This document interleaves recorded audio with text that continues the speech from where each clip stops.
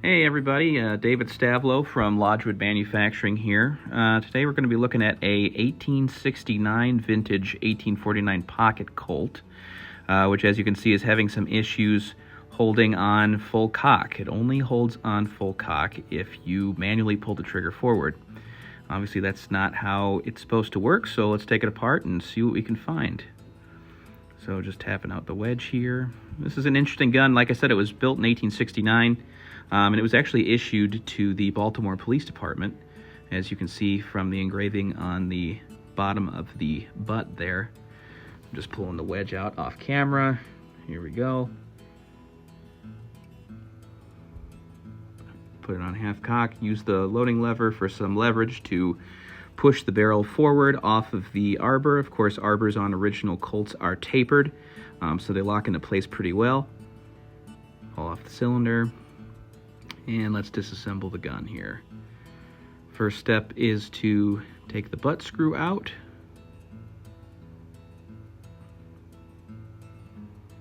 Got that removed. Take the tension off the mainspring. Now we'll take off the back strap screws.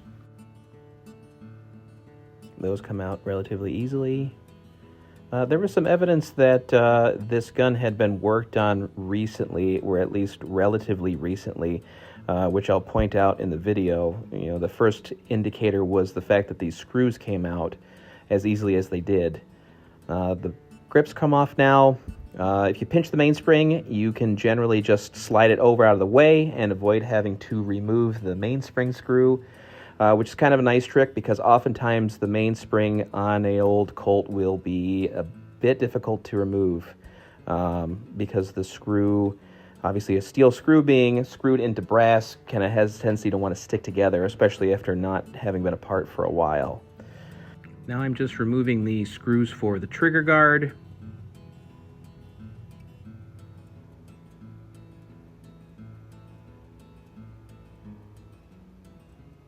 Those also came out very easily, and now we can access the inside of the gun and see what our issue is. The gun's actually in fairly nice shape. As you can see, there's some original color case hardening there. Oftentimes a gun that isn't as well taken care of as this one was will have no traces of color case hardening. So this one apparently was well oiled by the police officer who it was issued to.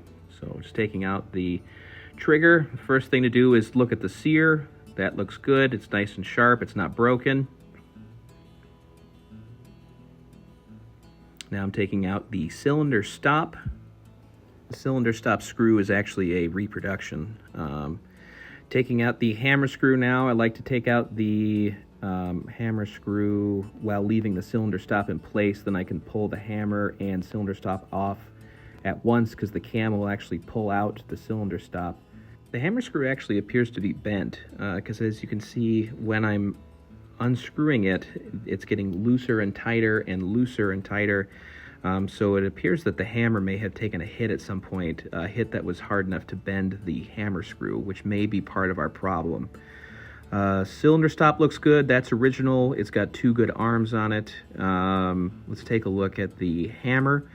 The hand is a reproduction, which we may have to address. That may be part of our issue. The hand may be too long and maybe trying to over-rotate the cylinder out of battery, which might prevent the gun from locking in full cock. So from here, we're just going to eliminate variables. You know, some of the easy things that we can do is, look at the sear on the trigger. Like we talked about, that's okay, so I'm really not too concerned about that.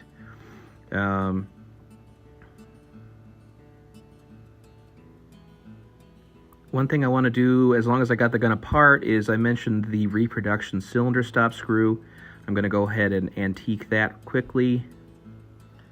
Alright, we've got that colored and aged up, and they both match each other well, so now they're not going to stick out like a sore thumb when you look at the gun. So that's an easy thing we can do as long as we've got the gun disassembled. Now we won't have to take it apart to color up screws. So from here, I'm going to assemble the gun with just the hand and the hammer screw and see if our bent screw is causing us issues. So I'm just reinstalling the hammer screw there, and here is the issue of the screw being bent. I'm just kind of experimenting to see if there is a sweet spot where it likes to work better.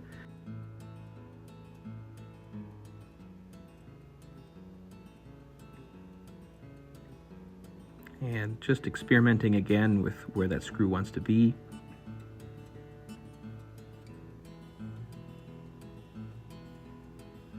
And it looks like the hand might be binding here, so I'm just pressing it back into the frame, but that's actually not what's happening. The bent screw is bent enough, and I didn't realize this originally, but it's bent enough that it's pushing the hand against the front of the frame. So I'm going to take that screw out and really take a look at it here, because I knew it was bent, but the question is how much. It appears that it's actually quite bent.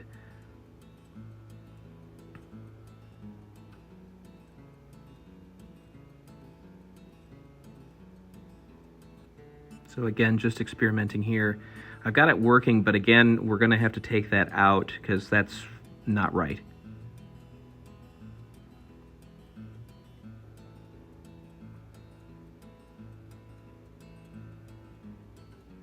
And because that bent screw and damaged slot, it is a bit of a struggle to take it in and out. So I'm going to switch to a hollow ground screwdriver here in a second, which is really better for gun work anyway. And you can see from here that the screw is very bent, which is something I didn't realize before. This is actually the most bent hammer screw I've ever seen in an original Colt. This gun must have fallen off of a desk or out of a holster while mounted onto a ground, and it really took an impact. So we're going to go ahead and replace that screw. So here at the shop, I do carry reproduction for original screws for most of the Colt single actions. This is a reproduction hammer screw. These are made to the exact specifications of the originals. Just off camera, quickly aged it to match the rest of the patina of the gun.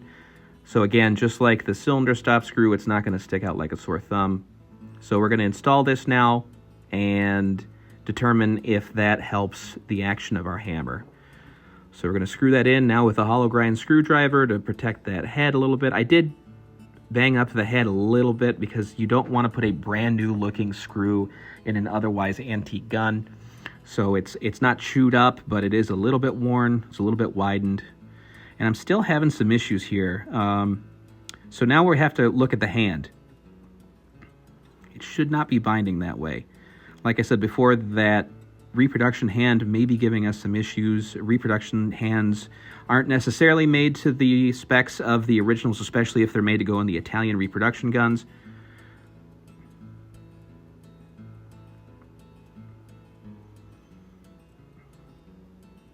So we're going to take that out.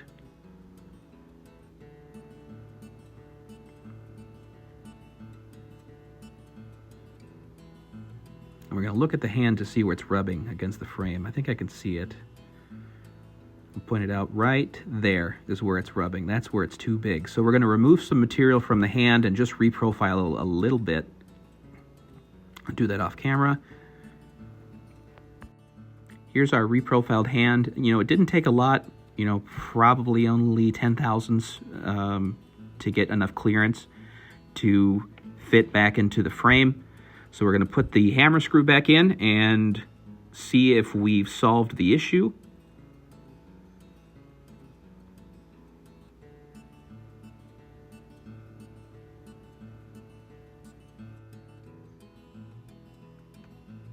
And as long as we're reinstalling things, we'll put the cylinder stop back in.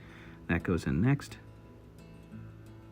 And that hammer does feel much better.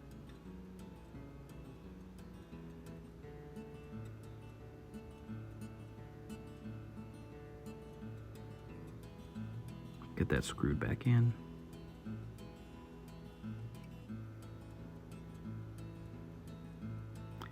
Cylinder stops are a little bit finicky. They're spring-loaded and they have to fit against the cam of the hammer, so you kind of have to wiggle them around until the screw goes all the way through and engages the other side of the frame.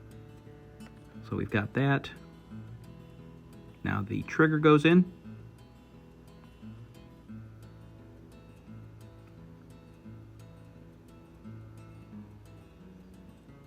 Again, just lining up holes. Get that screwed in.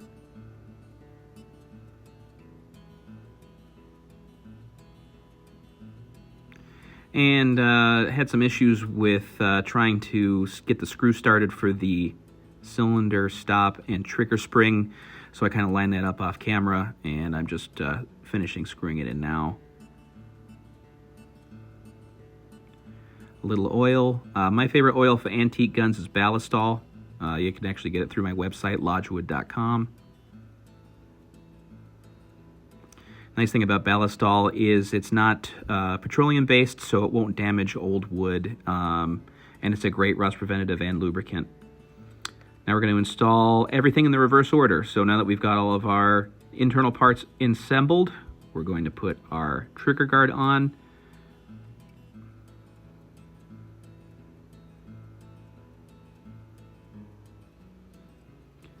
The screw for the front trigger guard is not correct.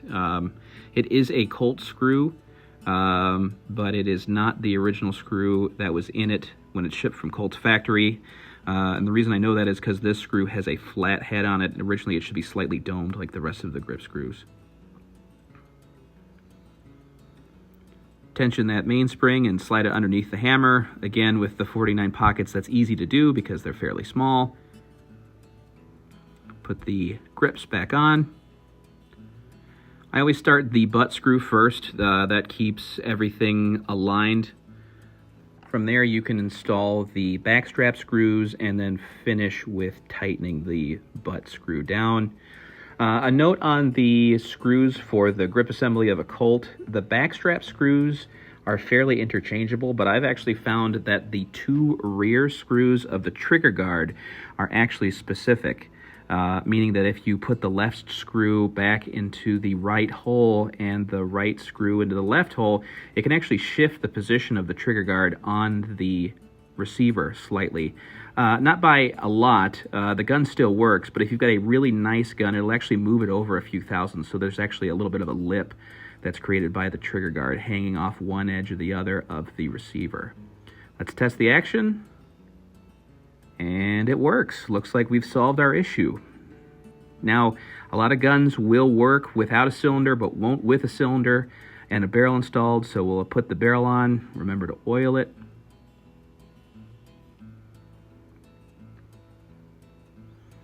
There we go. Put the barrel back on now. You notice the frame has no pins. That's the other thing I've got to do for this gun. The customer requested that the old broken pins be drilled out and new pins be installed in their place. We'll do that in a separate video. Give the wedge a tap. Of course, the wedge just gets tapped till it's flush with the other side of the barrel. It doesn't get bottomed out. That's a good way to ruin an otherwise nice gun. And it works. We'll run it through all 5 chambers to make sure that there's nothing screwy going on, and it works very well. As you can see, we'll put it on half cock. It spins on half cock for loading, which is what it should do. Goes all the way back to full cock, and we're done. So this repair probably represents the very best case scenario when it comes to diagnosing and repairing a broken Colt single action. And the reason this went so well was because when you diagnose a broken Colt single action, like we saw in the video, the very first thing you do is you completely disassemble the gun, and then you slowly start adding parts back to the action until you can replicate what the issue is. And in this case, right away when we reinstalled the hammer as well as the hand, we could tell that the hammer screw was bent and the reproduction hand was a little bit too big. And those two issues were just enough to keep the gun from locking fully in half cock. Obviously, repairs can get a lot more complicated from here. You know, if the hand and the hammer would have been okay, then the next step would have been installing the cylinder stop and seeing if the cylinder stop limbs were binding up on the cam of the hammer. Then we would have looked at the trigger and seen if the trigger sear was not long enough to engage the full cock notch of the hammer without the hand trying to push the cylinder out of battery.